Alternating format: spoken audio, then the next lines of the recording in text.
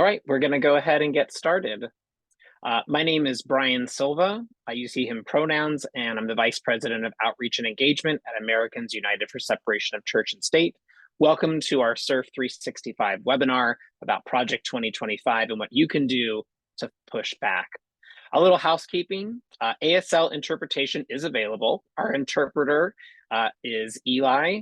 In your meeting controls toolbar, click the interpretation icon. It looks like a globe to enable the feature. If you don't see it, you may need to update your Zoom app. It's not available in the browser, the app only. Closed captioning is also available. Turn it on by clicking the closed caption button, also in the meeting controls. Tonight, if you'd like to ask questions, click on the Q&A box, again in the meeting controls at any time. We'll do our best to get to as many as we can. And the webinar is being recorded, and all registrants will receive an email tomorrow with a link to this recording, as well as links to all of the resources and toolkits discussed tonight. This webinar is part of SRF365, a series of free year-round virtual programs that offer a taste of what you could expect at the annual multi-day Summit for Religious Freedom, spelled SRF and pronounced SRF. SRF365 amplifies and supplements the Summit's content and creates a year-round hub for education, building power, networking, and taking action together. SRF is the hub for our collective fight for religious freedom, church-state separation, and the issues that depend on them, like LGBTQ rights, reproductive rights, protecting public schools, a functioning democracy, and more. SRF is convened by Americans United for Separation of Church and State in collaboration with organizations like the ones you're going to be hearing from tonight. SRF 2025 is being held April 5th through 8th in our new larger venue. We've sold out the last 2 years in the greater Washington, D.C. area, or you can attend virtually. Scholarships are available, and students with a .edu email address can attend virtually for free. Details are at www.thesrf.org. Now, a little bit about our organizations presenting tonight. Americans United is the only organization dedicated solely to defending the separation of church and state. We're the shield protecting the foundational American principle of freedom of religion, including the right to believe or not for all.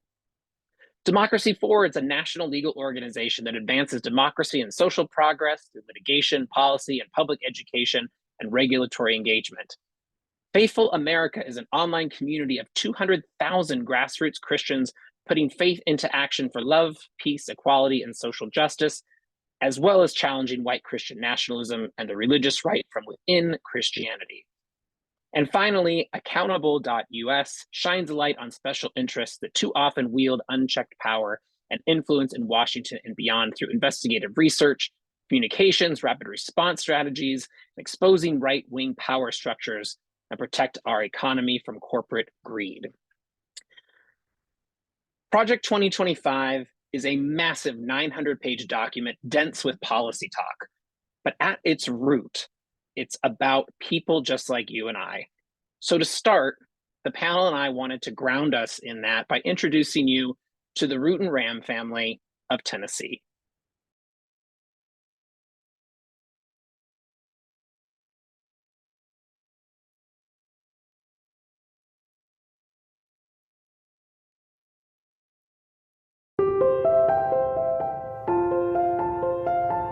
I can't imagine a better life for us than as parents.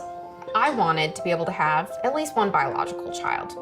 Then we realized that a biological child wasn't an option for us. Then we decided to do the foster to adopt. We started lining everything up.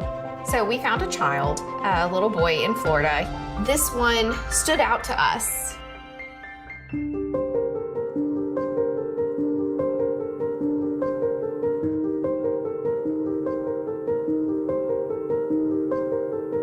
Unfortunately, as a Christian organization, our executive team made the decision several years ago to only provide adoption services to prospective adoptive families that share our belief system. Liz just called me crying. Because we were Jewish, we weren't able to be parents. It was a gut punch. Our taxpayer dollars are going to foster care, yet we can't adopt a child through that system. You know, it's hard sometimes seeing any of your friends that have kids. You're happy for that person, but you also long for that.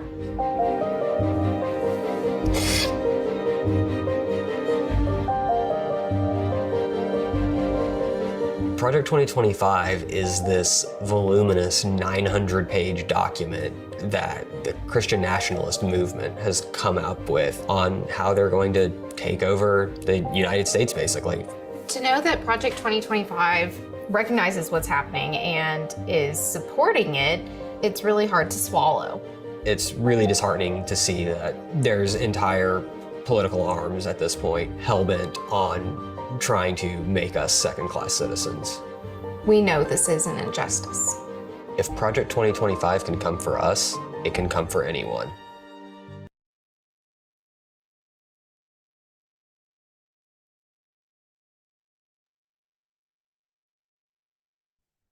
And that is the human toll of Project 2025. It's now my pleasure to turn it over to our panelists. I would like to introduce Mari Hirose, Chief Program Officer at Americans United, Max Levy, Director of Digital Strategy at Democracy Forward, Reverend Nathan Emsel, Executive Director of Faithful America and an Episcopal priest, and Kayla Hancock, Director of Democracy Programs at Accountable.us. Again, as a reminder, please use the Q&A function at the bottom of your toolbar to ask questions at any time. I'll turn it over to you all. Thanks. Amazing. Well, I'm happy to hop in first with just a little bit of level setting about what Project 2025 is. I think, one, thank you so much to the entire AU team for the work that y'all do. And I mean, just that video was so inspiring as a Jewish person from the South. That was just so resonant to see firsthand. I think it's really critical to understand that these things really are affecting people and really have the chance to affect people, which is well timed with just a quick set of slides to walk through some of what we see within Project 2025 for folks who have not had time to dive into all 900 pages. And then I know we've got other folks who've got lots of other things to talk through. So I will go ahead and jump in, and folks should obviously feel free to chime in with the other people on this panel as well, because it's all great people. Great, great, great. There we go. Perfect. Is that, are y'all seeing the slides with the whole screen? Sorry. Great, okay, love it. Amazing. So Project 2025, as we saw in the video, is a 900-page document. It is a book. You can print it out, you can read it. I've got my copy right here that has really coordinated, thought out, intense threats to basically every element of American life, society, our freedoms, and our democracy itself, whether that's education, economic justice, the environment, LGBTQ rights, reproductive rights. It is done by section, and it lays out very, very clearly how they're going to achieve a host of threats. Among them, just a few to focus on for today. On the education space, they really would work to make education unaffordable and unwelcoming, rolling back federal student loan programs, removing protections for LGBT students in schools, dictating what students learn, and weakening protections for students with disabilities. As our own Meg Uzel, who unfortunately couldn't make this panel, said on MSNBC, it really is a Moms for Liberty on steroids. Then for how they're targeting the LGBTQ community, again, these are just snapshots of what they propose in these policies. Opening civil rights investigations into school districts, reinstituting the ban on transgender people serving in the military that we saw during the previous administration, limiting the application of Bostock. There was a key civil rights case from recent terms that added sexual orientation into sex discrimination in the workplace, and deleting the term sexual orientation and gender identity out of every federal government governing document. There's also other keywords throughout this doc that they are proposing to eliminate, which is just how they see the world, is they want to erase people identities, things that they don't agree with, and want to embed that into the fabric of our government. They also would enable discrimination, and this is through a variety of programs. I also on this slide, I want to make clear that, and we'll get into this in a second, everything on this slide is things that they propose having a federal and executive administration do without any acts from Congress. So these are things that they would have the executive branch and the federal agencies do in various ways, whether that's addressing the census, eliminating the White House Gender Policy Council, getting rid of something called the disparate impact standard in the Department of Justice, eliminating offices within EPA, and as we saw in the video just now, allowing discrimination in a variety of ways, including against LGBTQ youth and adoption and foster care agencies, in addition to actual parents enrolled in those foster care programs as well. And really fundamentally at its core, one of the most chilling, but it sounds wonkier topics is in order to do all of these things, they also have a plan to undermine the government's ability to deliver for people. And that's by eliminating checks and balances and coming after the federal employees who make up the variety of the federal government, who are nonpartisan career employees. There's 2.2 million career employees. They work in every single state in our nation. They serve people in every single state in our nation. And they have clear, thought out plans and threats ranging from just replacing people, forcing people out by relocating agencies, administering ideological tests. They've got databases with ideologically based questions that they're already setting up for future federal employees, and being ready to fire as many people as they can. I think the really concerning thing that we see, and that is really, I think a lot of people in this conversation are going to get into even more, is this document is something that is not about any one person, location, elected official, race for office, or any one vision, any one space. It is a documented, thought out vision that not only are they proposing for federal implementation, that is already being carried out in states across the country, like we just saw in Tennessee and in so many other places, whether that's implementing things with the court, using the Supreme Court and other courts across the country, as well as federal legislatures and governor's mansions. So what that looks like is 12 states expanding voucher programs and 7 states creating new voucher programs just last year alone. It's charter school enrollment rising by 1.6 million. It's book bans that we've now seen in 42 states that all match the Project 2025 agenda. It's attacking civil rights with well more than half of the states in our country introducing or passing bills to restrict diversity, equity, and inclusion initiatives.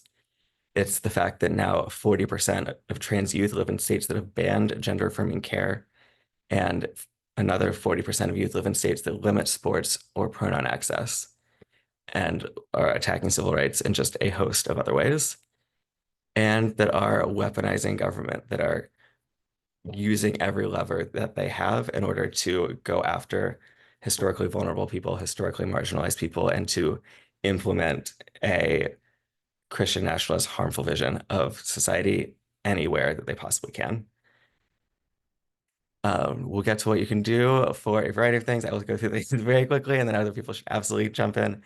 One thing that we've seen is people, when they hear about this, when they understand it, they're concerned about it.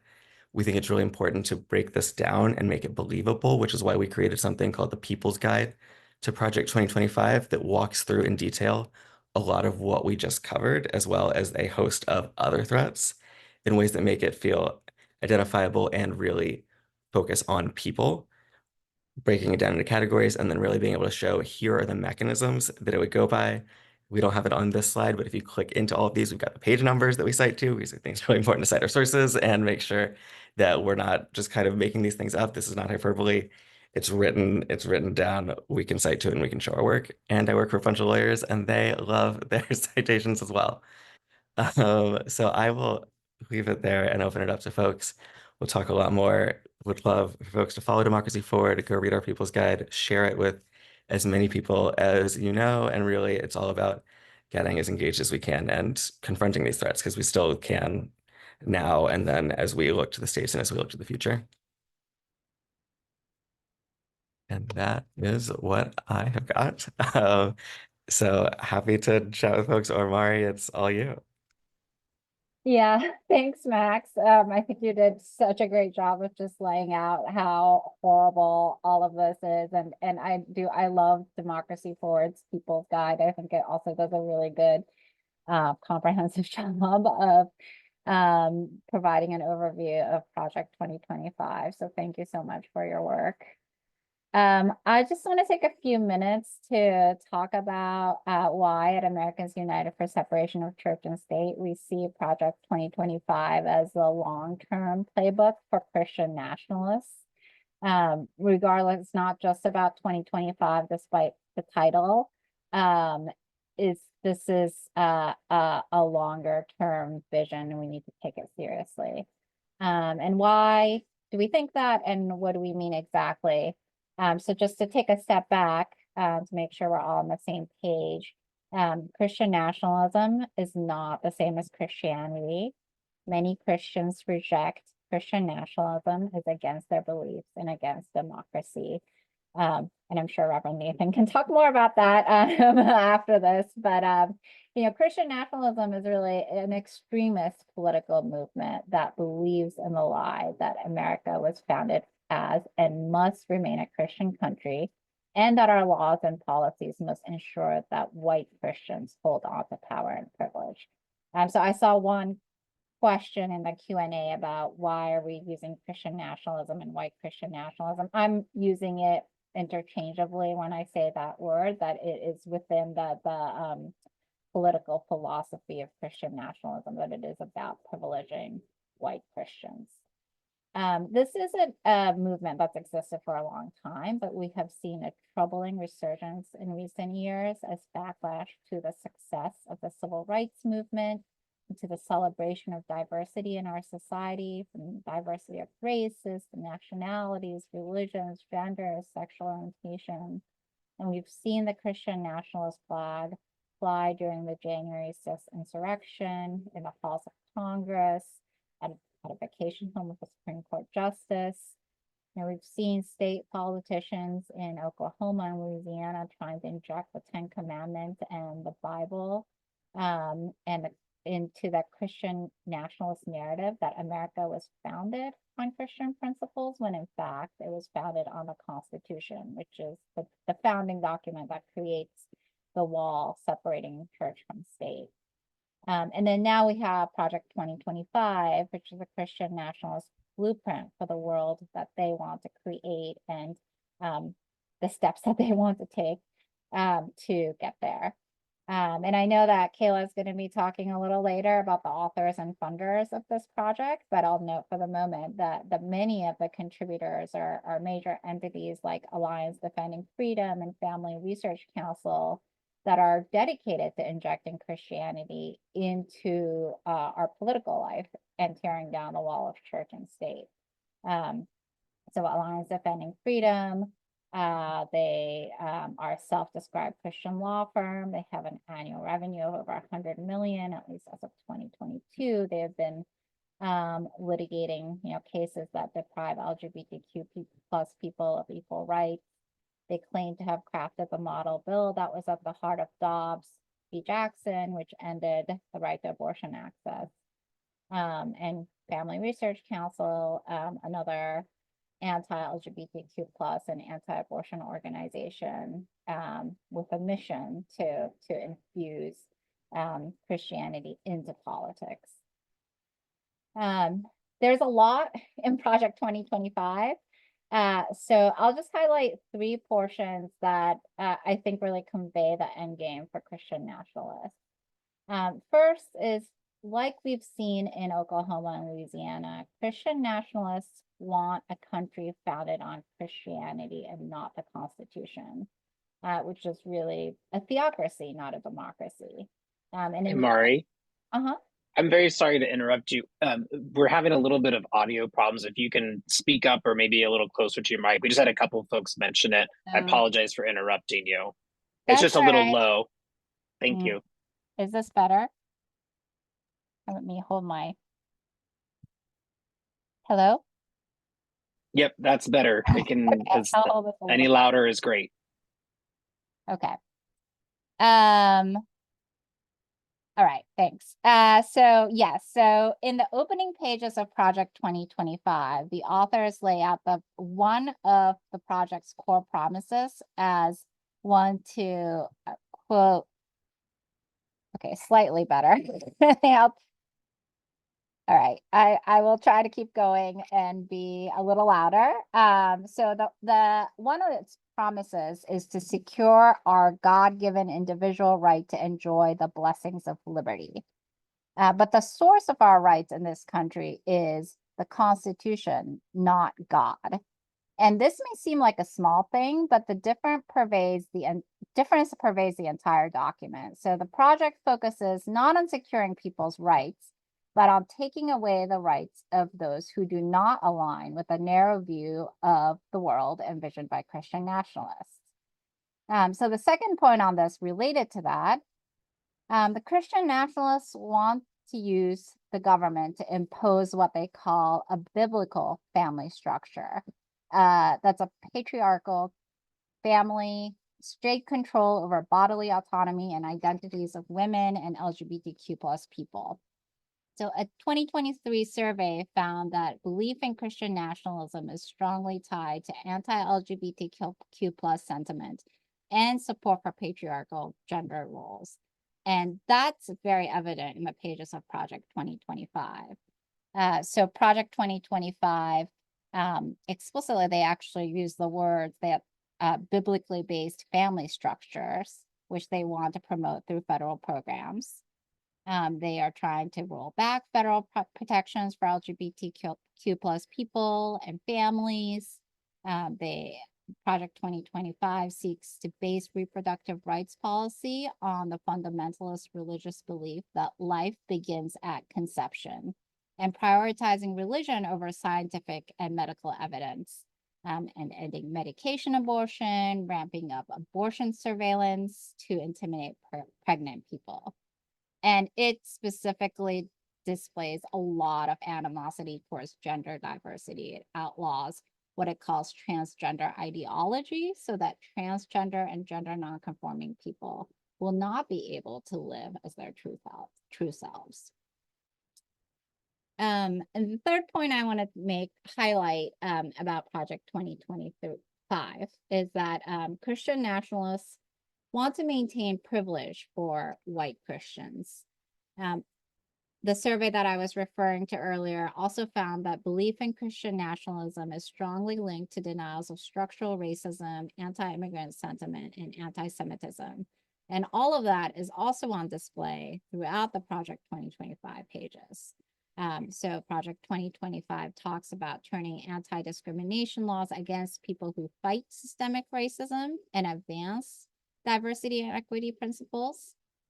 Talks about erasing critical race theory and mention of systemic racism from the education system, eradicating diversity and equity programs in the federal government, detaining immigrants, deporting them, keeping out new immigrants, including those who are fleeing persecution. And it also endorses discrimination by religious entities, like you saw in the video of the Rootin' Rams at the beginning of our program. And Project 2025 explicitly supports the kind of discrimination that they experience. So I'll just wrap up for now by saying Christian nationalism is a virulent political movement. It's a movement that wants to take us back to before the United States was founded on the promise of separation of church and state and the freedoms guaranteed by the Constitution. And this movement is going to continue regardless of what happens this year, and we have to take the threats seriously. So I will now pass it on to Reverend Nathan to tell us what we need to be doing.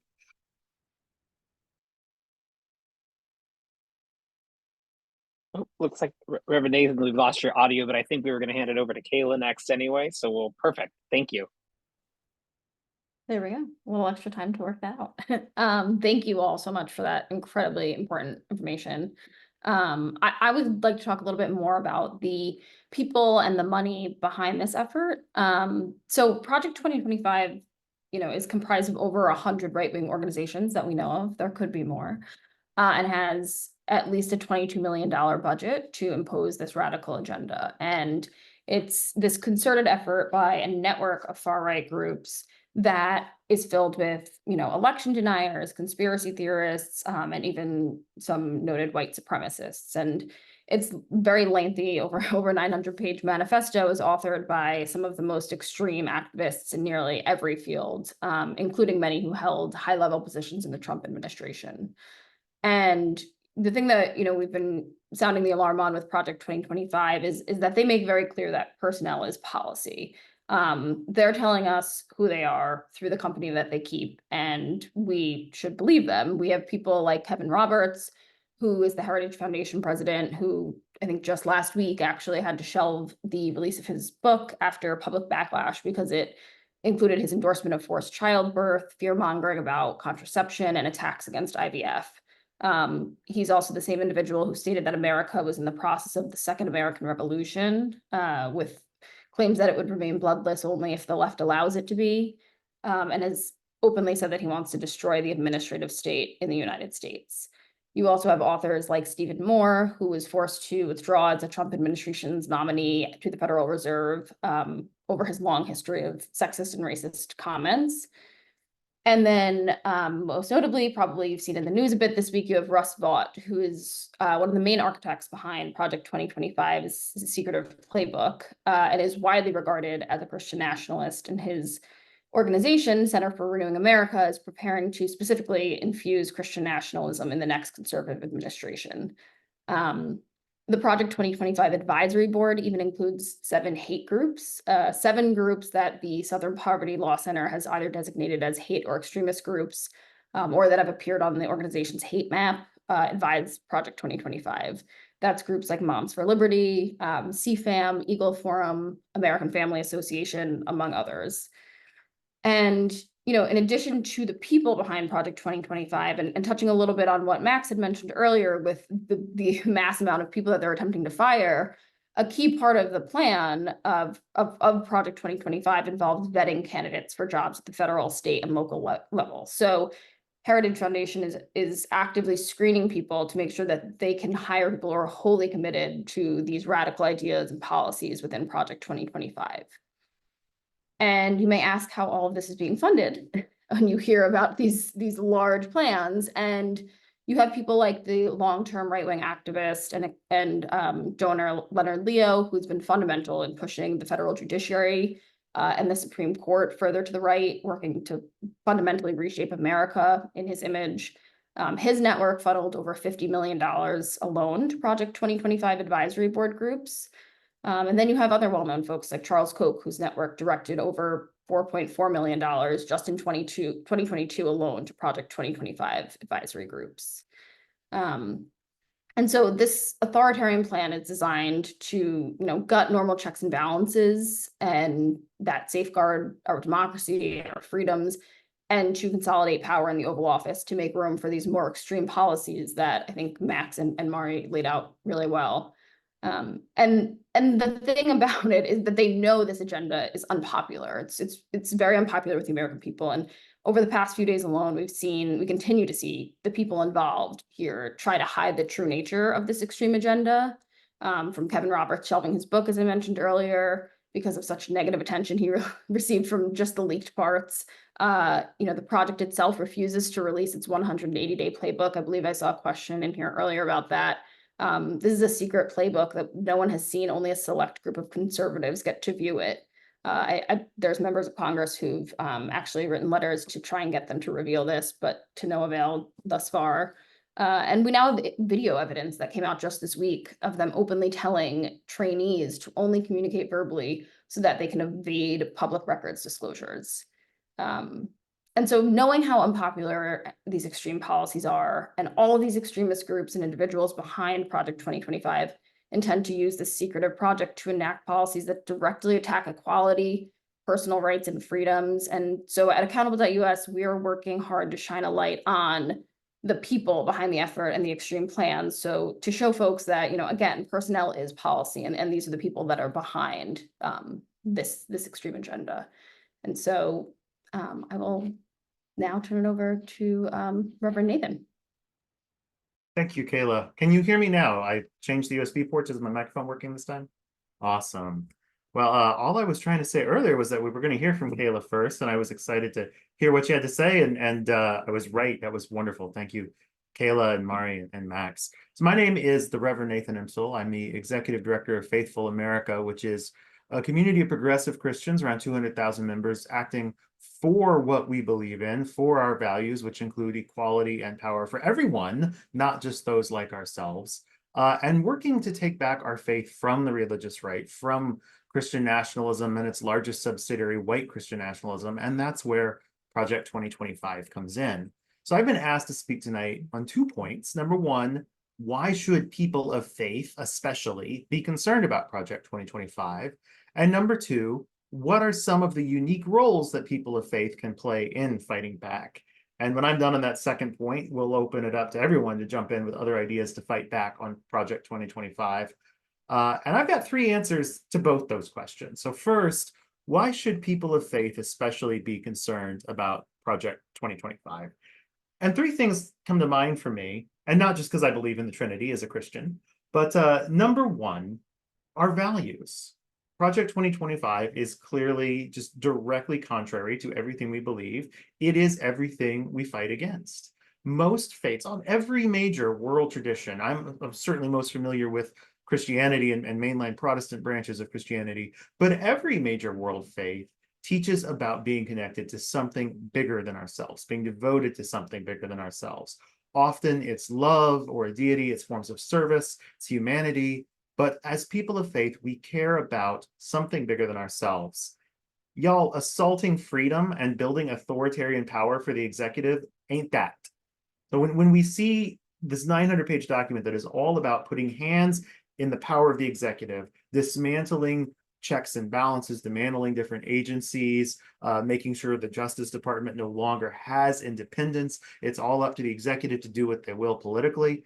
There's no such thing as a benevolent dictatorship. That is what enables dictators on day one. That is what enables a long-term assault on freedoms, on peace. That is what leads to more violence. That is everything that we oppose as lovers of love and liberation and justice and life, all these affirming values. So if we want to work for those values, we do need to be engaged in the political system, but not bashing our other people with our faith, not saying you must follow my faith because God said so. Rather, we say my faith leads me to love everybody. I want to build power for everyone, not just those like me. And that means opposing Project 2025's attempts to hurt anyone who isn't like me. Or I say that, of course, as a white male Christian. So for someone who is not a Christian, it's coming for you. And faith leads us to say, no, we don't want to hurt anyone. We want to help everyone. It's opposed to our values.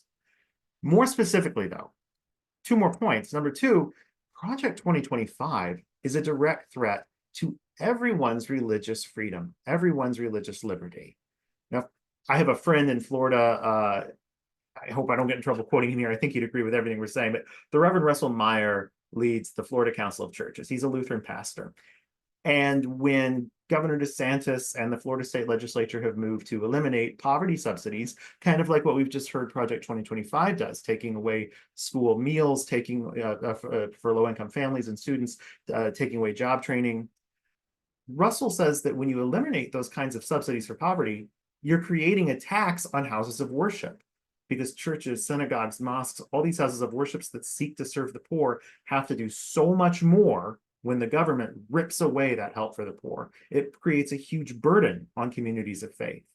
Beyond that, we already saw the anti-Semitic implications from the Root and Rams. I'd never even thought about that aspect of that was very eye-opening. But going beyond that, as Max noted, Project 2025 removes LGBTQ protections for students. It reinstates the trans military ban. It rescinds discrimination provisions and so much more against the LGBTQ community. That is a direct assault on the religious freedom of mainline Protestant churches that, because of our faith, work to protect LGBTQ provisions.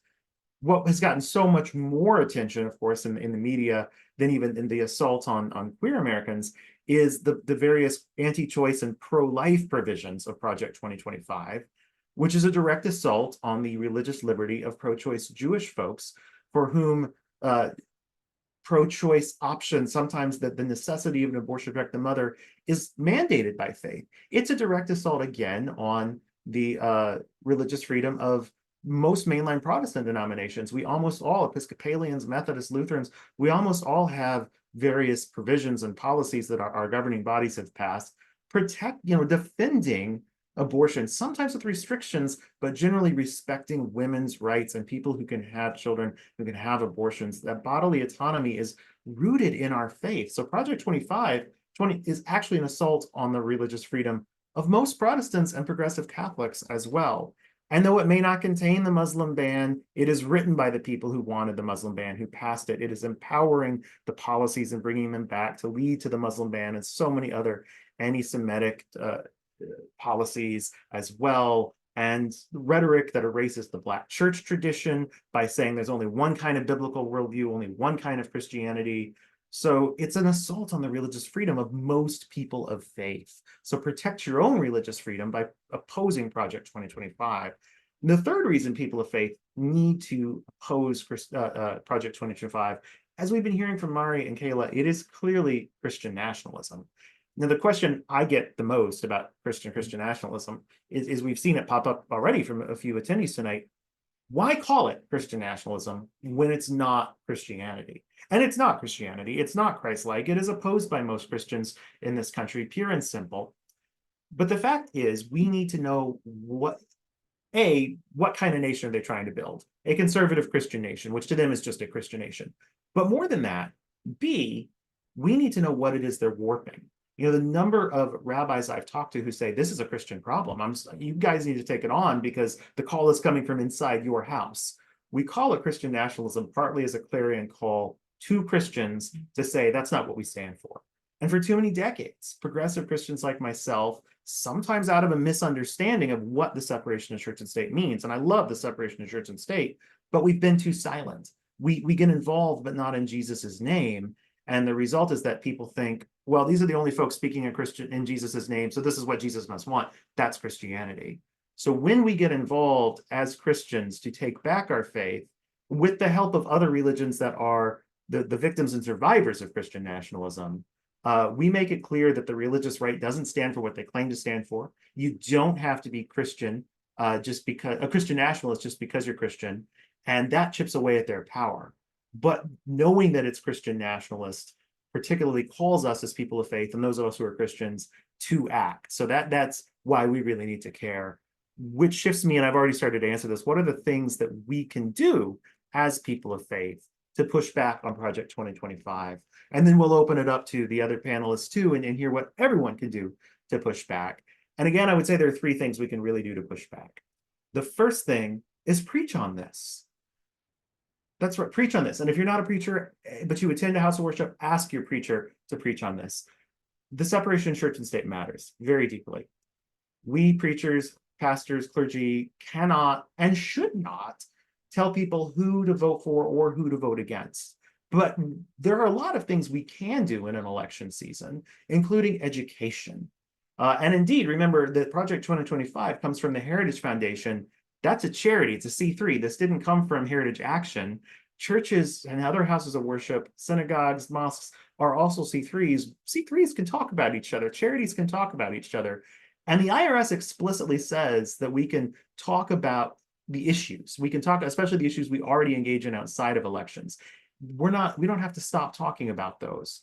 Our lawyers at Faithful America also tell us that we can talk about sitting lawmakers. Not Donald Trump, he's not a sitting lawmaker, but we can talk about Speaker Johnson. We can talk about Senator Hawley, who was just saying, I support Christian nationalism, I'm a Christian nationalist. We can talk about the junior senator from the great state of Ohio. We can't talk about other offices he might be running for, but we can talk about J.D. Vance as a sitting senator and what he's written to support Project 2025. So what is it you preach on? Knowing you can talk about this in an education way. You talk about the stakes of the election. You talk about our values. You talk about what we believe in as people of faith and what contradicts those values, and say, I hope you'll keep this in mind as you make your decisions this fall. So we can say, you may be hearing about this thing called Project 2025. You may be hearing about how a lot of Christians and religious right institutions support it, such as the Family Research Council, a noted hate group, and Jerry Falwell's Liberty University. They helped write this. They're on its advisory council. So let's look at what they're saying is in Jesus's name. And let me correct you to make it clear that that is not what our church teaches. And then you can talk about the specific provisions within Project 2025 and say, we're just talking about the issues. I'm not telling you who to vote for or against, but these are the stakes of this election, and these are the values I hope you will keep in mind as members of this congregation this fall. So preach on it, or ask your preacher to preach on it.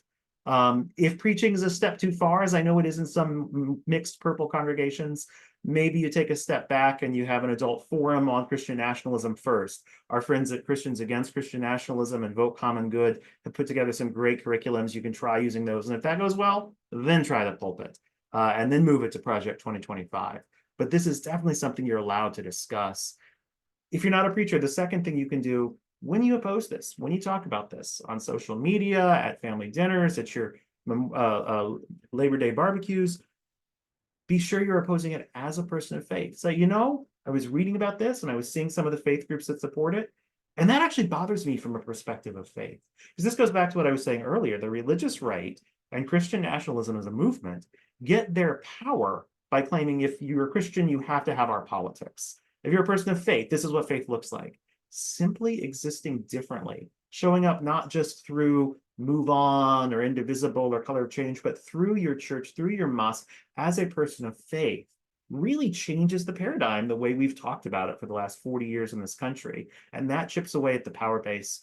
So when you oppose Project 2025, explicitly say that you're doing so as a person of faith. And finally, a little self-plug. joinfaithfulamerica.org. We're taking a lot of action against Christian nationalism generally, but we're going to have a series of additional webinars coming up. Maybe some, I may reach out to some of our same panelists. They've been so great. I'll certainly be quoting you all. We're going to have some other great speakers you may have heard of.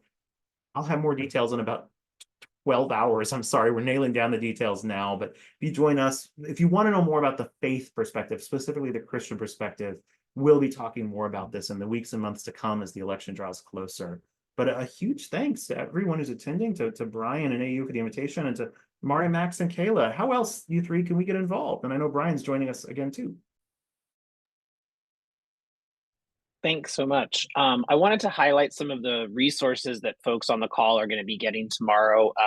My colleague David will also be putting it into the chat. So give me just a second here to share the screen. This is from all of our different organizations. So first of all, I'll start with Americans United. You can go to au.org/project 2025. There's the video we showed about the Root and Ram family. There's also information about the shadow network that Kayla was referencing, and just additional videos and information about some of the topics that we were discussing. We also have this brand new project resource hub. It's got documents like, for example, how to talk to local candidates for elected office about church-state separation, and by extension, Project 2025. We've got some of our blog posts. We've got all of the graphics that you've seen around. One of the cool things that I really like, we've got rally posters and postcards that you can print to hand out. And also, folks have asked us, how can I send like simple texts or emails to friends and family to start this up? And we've got some pre-written stuff there for you as well. That's really helpful. Accountable.us has this great monitoring influence site, and a lot of the organizations that Kayla was talking about and Mari were talking about, you can click on and learn more about them, as well as their Expose Project 2025 project. And then finally, and Max had talked about this earlier, but the People's Guide is also available on their website. Again, we'll send links to all of this, as well as the slides that Max was providing earlier. So the first question we have is from Jesse. It was actually a thank you, but I'm turning it into a question. So thank you, Jesse, for your permission. But Jesse's a federal employee, wasn't aware of all of the impacts on federal employees that Project 2025 was going to have. So Max, maybe you could start off, and if anybody else wants to add, or we can just go beyond that. But for folks that aren't federal employees or maybe aren't as familiar, what is it that Project 2025 wants to do to federal employees, and maybe to unions, and expanding it, as well? Yeah, so it's a combination of some wonky answers and some really easy, simple answers, which is They know who the people are in our government who are actually responsible for protecting people, for delivering services, for our national security, for delivering our mail and making sure, like deciding what level of safety our water needs to be in our air. And what they want to do is take those people who historically have had protections against political firing, who for since I should know the year, I don't off the top of my head, but since we passed laws to make it so that you couldn't just sweep in your political loyalists to our federal government to stop that corruption. Ever since we stopped that, it has been clear that our federal government should be nonpartisan and should be able to govern regardless of who is in office and should be able to deliver for people. We saw this happen at the first step in something called Schedule F, was an executive order that President Trump signed at the end of his term that reclassified a chunk of those civil servants who were doing really critical things to remove those firing protections so that they could then be fired at will and replaced with political loyalists. I don't have the exact stats off the top of my head, but for folks who aren't as familiar with the breadth of the federal government, there's, like I said earlier, 2.2 million people in every corner of the country who are federal employees. A small percentage of those are appointed by the current president and the current administration. The vast majority are those federal employees, and that's who's actually making up the workforce at the Department of Education, at the Department of Justice, at all of the departments and agencies. And that's only one of the things that we've already seen them try to do, that then President Biden undid that executive order. And in addition to doing that, issued new rules and protections in the past year that actually strengthen the firing protections of civil servants, which is a huge protection against attempts to implement Schedule F later. But there's a host of other things they want to do where during the previous administration, they relocated the Bureau of Land Management and saw incredible levels of people quitting rather than relocating.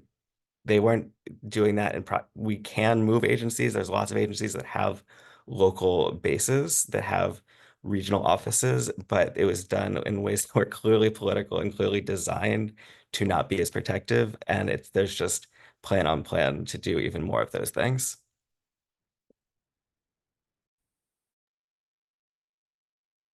Great, thank you. One of the next questions is, excuse me, does Project 2025 oppose medical aid in dying?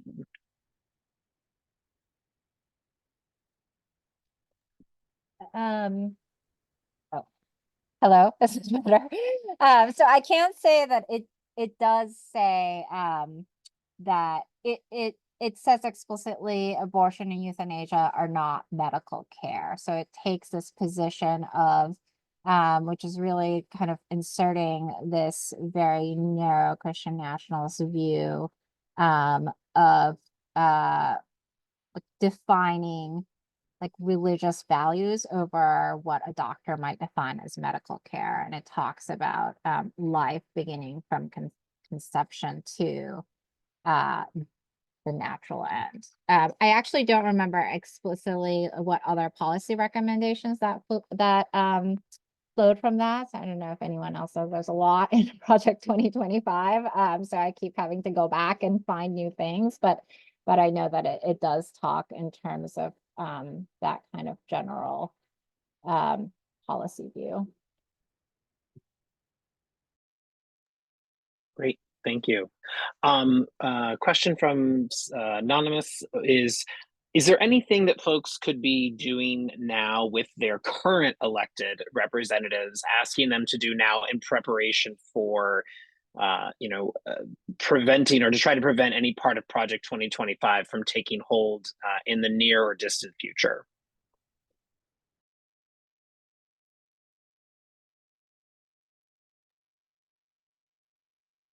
I can weigh in. I think one thing that, I'll toss to you after, Max. I think, you know, one thing that we've been trying to do in that front, and again, I know someone mentioned this earlier, so this is kind of answering that question as well, is this secretive 180-day playbook that like no one has had a chance to see. It's supposedly one of the main pillars of the project, and yet, you know, most people have not had access to it. Whereas, you know, a couple months ago, they were very openly talking about a lot of their other plans, which has led a lot of people to believe that this is so extreme that they don't actually want people to see this part of it.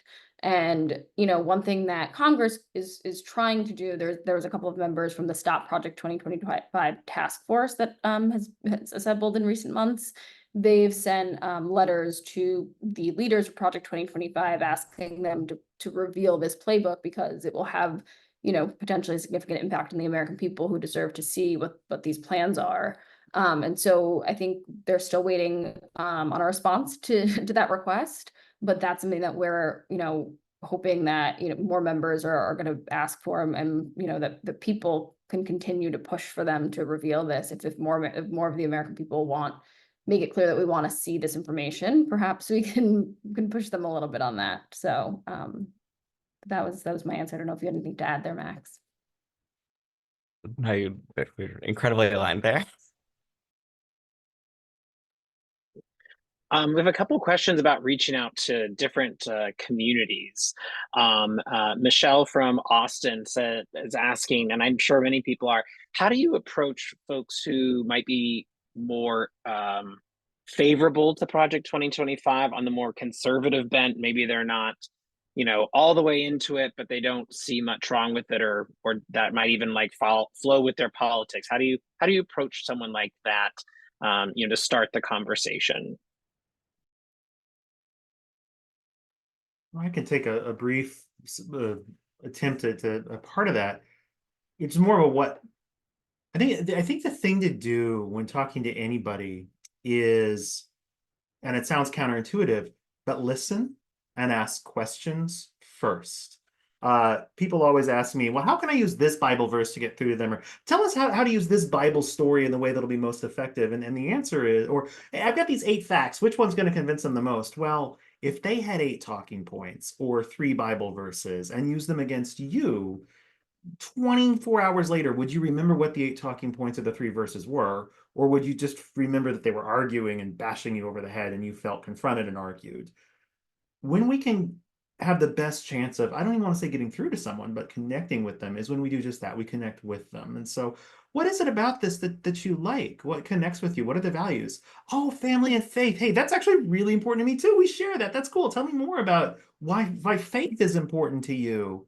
Yeah, you know, it's important to me for the same reasons. And that's actually why Project 2025 bothers me. I think it's really interesting that the same value leads you to it and leads me against it. What do you like about it? Well, here's what I dislike about it. And for the most part, you're listening and you're connecting. And yeah, you get a little bit in there about why you dislike it.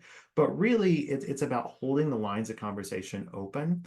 And ultimately, it's really hard, y'all, to persuade anybody before we're on a C3 call. Let's not say the election, let's say the inauguration. But you know, it's hard to persuade anyone in 3 or 6 months. That's long-term work.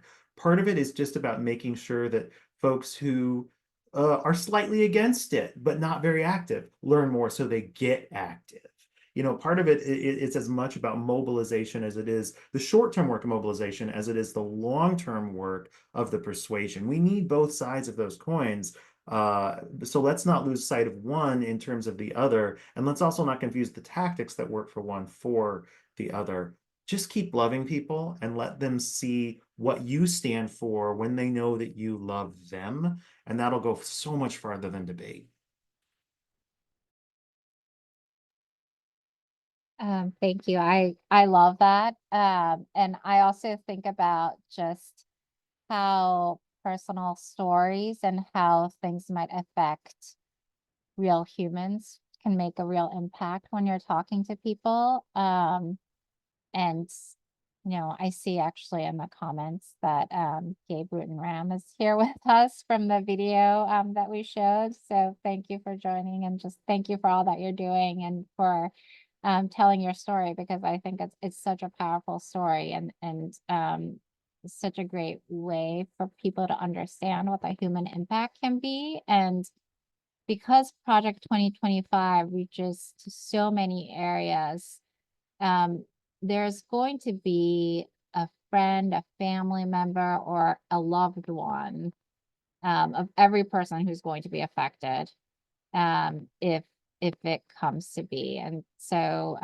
we have a resource at Americans United on our website about just some ideas about how to start conversations. And one of the things we suggest is just thinking about what the issue is that could connect to the person that you're speaking to, and talking really about the real life impact of the policies. Thanks, Mari. One of the things that we definitely wanted to touch on, and we have, but I want to make sure we really grab onto it, is that Project 2025 is not something to happen in the future.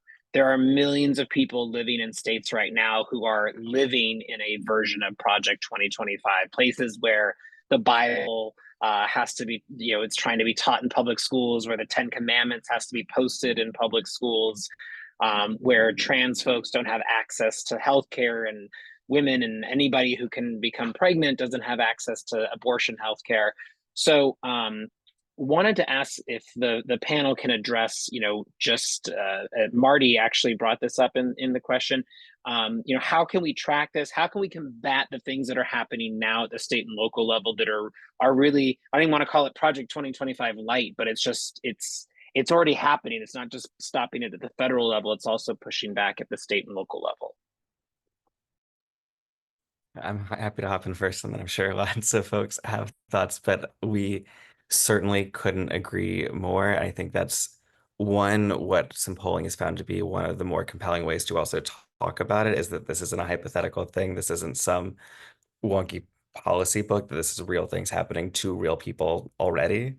And then I am here representing a legal organization, and so am obligated to say we really believe in people using the law and using each of our branches of government and all the tools that we can to take action. That's why we're representing parents in Alabama, or parents in Florida, who have sued the administration over their book ban process, and other parents and librarians in Alabama who've had their library systems really attacked in these ways and are working across the country, and have been so inspired to see AU doing similar work and to be working alongside Accountable to do a lot of that exposure work at the state level. And so it really is about using all of the same tools that we have, but then either if you are in a state where these things are happening, knowing that there is still hope, that there are wins to be won, across states. If we look at the ballot initiatives that have been happening, there have been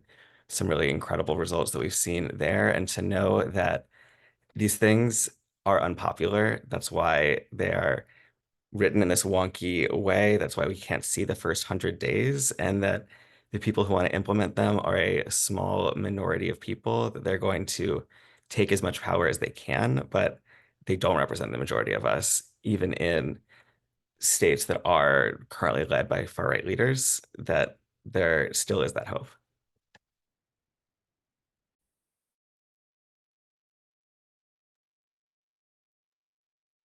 I'll just echo, something that Max had mentioned on this, is that I think another key point, and it may sound very obvious, is to just talk about what's happening in your states, talk about what's happening in your community, because I think one thing that we've noticed as a research organization is that a lot of these sort of more extreme, more controversial policies or cases that make their way to the Supreme Court very much take people by surprise by the time they get there. And it's because all of these extreme policies are often shrouded in seemingly more practical policies or legislation, or they're being talked about in a way that sounds compelling to people. And they're really concealing the true motive of a lot of these policies that are out there, which we're sort of seeing Project 2025 trend towards more now, as they're also trying to keep a lot of their ideals secret. So I think just more exposure to what's happening at the local level, and I think that can help stop a lot of this stuff in the tracks before we see it, in front of the Supreme Court as sort of fringe legal theory case, which we keep seeing more and more of appear at the high court. And so to the extent that, you know, we can shine a light on that ahead of time, I think the more the better. So keep talking. Great, thanks. I'm gonna just add my own little piece into here. Number one, the reason that Project 2025 is so unpopular right now is because people are talking about it. Everybody is out there talking about it. So even if you're like, I don't know what to say, just the fact that you are talking to people and saying, have you heard about that crazy thing, Project 2025, that will take away the civil service and decimate you know, just things like that. That is what has made it so unpopular. So don't let the you know, don't let the perfect be the enemy of the good to talk with folks about it. The second thing is vote. And I think when we talk about the fact that Project 2025 is already going forth at local levels, that is why it is so important to vote, not just when it's a president, not just when it's a senator or a congressperson, but when it's the school board, when it's the sanitation board, when it's the city council, when it's your state legislator. All of those folks have an impact. And then number three, once you know you're going to vote, make sure that you have a plan with your friends and family so that they're going to vote, and encourage them to vote their values, which is critical. I want to thank everybody for the questions. We answered almost 40 questions. We still have a few more remaining. I apologize that we aren't going to be able to get to them. We're already a couple minutes over. I do want to thank all of our panelists and partner organizations, Mari at Americans United, Max at Democracy Forward, Reverend Nathan and Faithful America, and Kayla at accountable.us. Just as a reminder, this webinar was recorded and all of you will receive an email tomorrow. Everyone registered will receive it tomorrow with the recording, as well as everything you saw in the chat, all of the links, and a few other stuff that even folks were sharing with us in the Q&A. It was a robust discussion offline as well. And if you like what you heard, I hope you'll join our next SRF365 webinar this fall, and consider joining us in person or virtually at our 2025 Summit for Religious Freedom, April 5th through 8th in the greater DC, Washington, DC area, and virtually. Join us in our collective fight for all of these issues we discussed tonight and more, and you can visit thesrf.org for more information. With that, thank you so much, everyone. Good night.